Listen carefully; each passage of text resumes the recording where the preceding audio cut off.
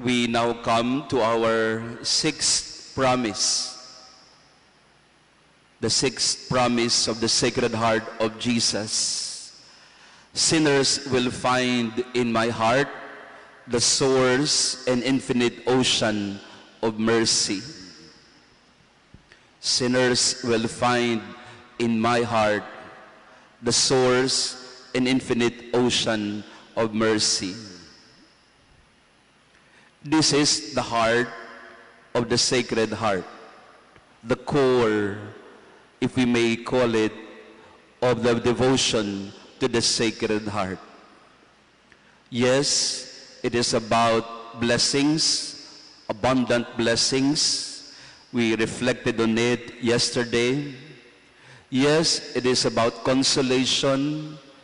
It is about God's solicitude and always abiding presence in our needs.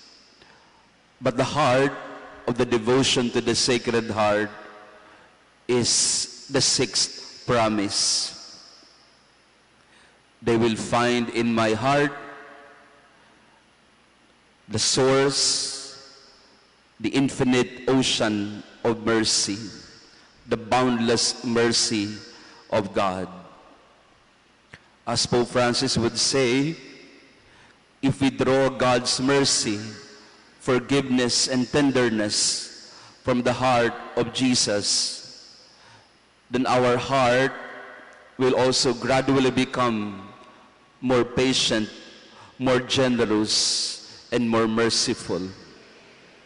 We draw from the heart of Jesus the capacity to forgive and to show mercy. Pope Francis also would comment on what is happening in the world today, and he says, the world is unwell. The world is sick.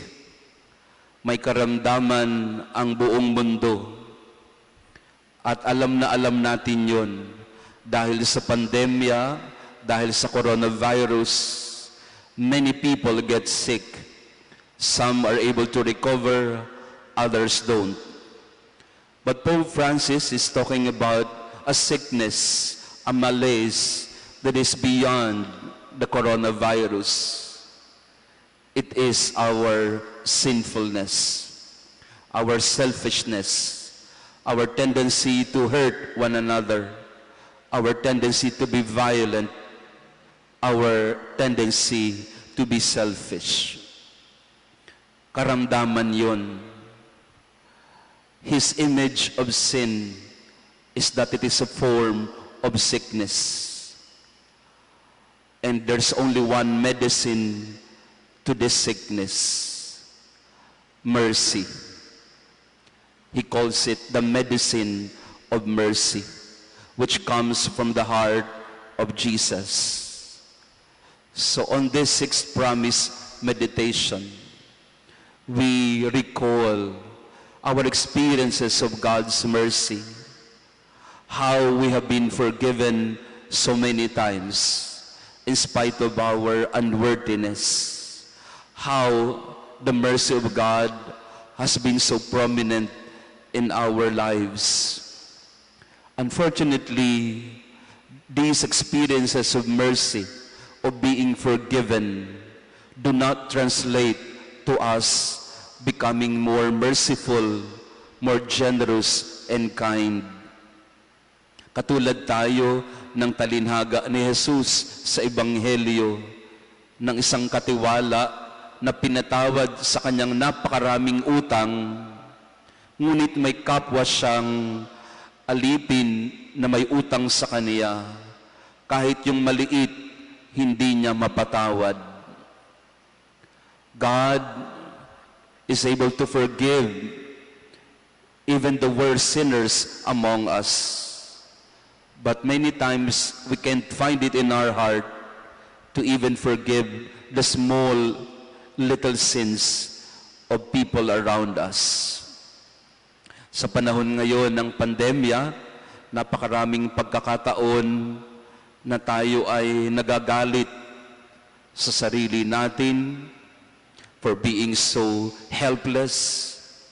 Nagagalit tayo sa mga tao sa paligid natin for being so heartless. Nagagalit tayo sa gobyerno for being so useless. Nagagalit tayo sa napakaraming bagay. And our hearts are oftentimes full of rage. And this rage inside of us would often lead to aggression, to acts of violence.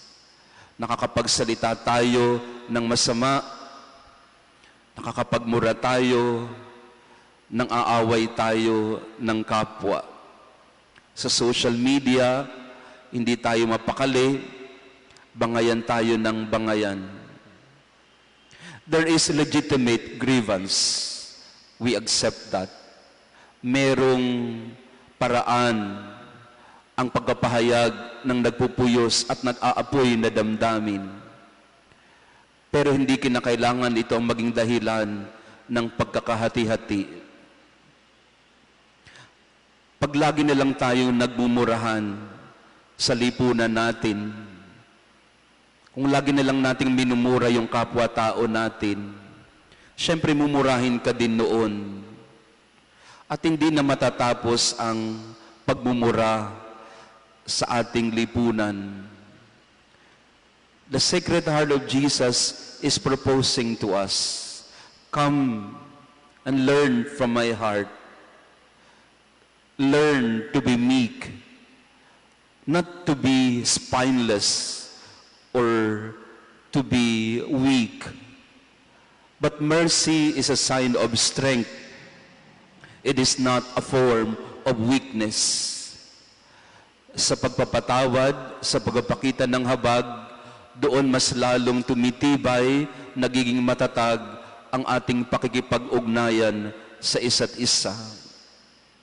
Sa mga taong nangangailangan ng pagkapatawad, pag pinakita mo sa kanila ang awa at habag, pag binigyan sila ng panibagong pagkakataon, nag-iiba yung uri ng ating pag-uugnayan.